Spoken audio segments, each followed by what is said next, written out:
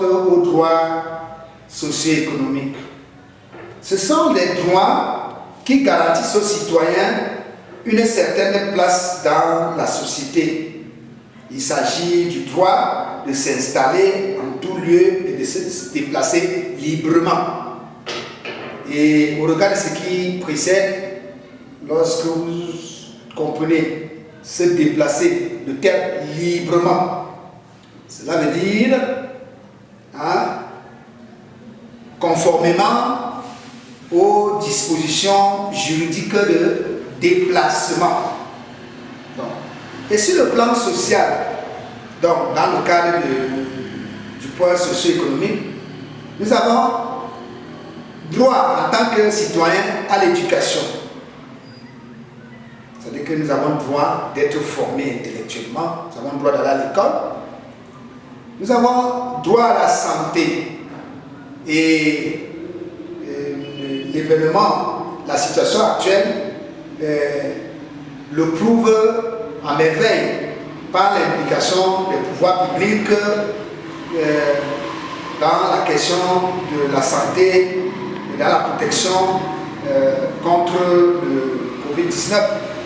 Nous avons le droit à la protection, et là c'est sans commentaire, et nos forces armées et police sont tous les jours au front. Nous avons le droit au repos et au loisir. Et là, je crois que ce sont les droits qui sont tellement prisés par les Camerounais. Et quand on parle ici de loisir, on va jusqu'à l'extrapolation chez nous. Maintenant, sur le plan économique, le droit au travail. Nous avons le droit au travail. Nous avons, et ici, beaucoup d'encre de salive coulent, le droit au travail. Est-ce que tout État, aussi puissant ou riche qu'il soit, peut employer tous ses citoyens de manière directe? Répondez vous-même. Mais qu'est-ce que l'État peut faire pour pouvoir permettre à tous ses citoyens de travailler? C'est de développer des stratégies politiques pour pouvoir soit d'un côté donner du travail à ceux à qui il peut donner du travail et qui le méritent, et à d'autres qui ne le méritent pas moins. Donc, mais n'est-ce pas, de pouvoir créer une condition de création d'auto-emploi, d'inventivité, de l'imagination, de créativité, afin de pouvoir, par délégation ou bien par extension, pouvoir faire en sorte que les citoyens puissent tous être employés de manière formelle ou informelle. Nous avons le droit d'appartenir à un syndicat. Oui, ça c'est historiquement vrai. Nous avons le droit de grève. Et maintenant, quand on dit droit de grève, quand on dit droit, cela veut dire que c'est toujours dans le cadre des dispositions que relève la liberté ou bien le droit d'agir, de gréver, de travailler, etc. Donc, nous avons également les droits civils et politiques. Ce sont des droits qui permettent aux citoyens de participer à l'exercice du pouvoir. La Déclaration universelle stipule que tous les hommes sont égaux en droit et en devoir.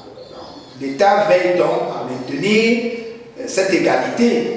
Ce sont les droits, droit de vote, droit à la liberté, droit de réunion, droit d'expression, le droit d'adhérer à un parti politique de son choix. Alors lorsque les droits du citoyen donc, sont violés, il saisit le juge judiciaire dans les principaux textes qui énoncent et protègent les droits du citoyen sont.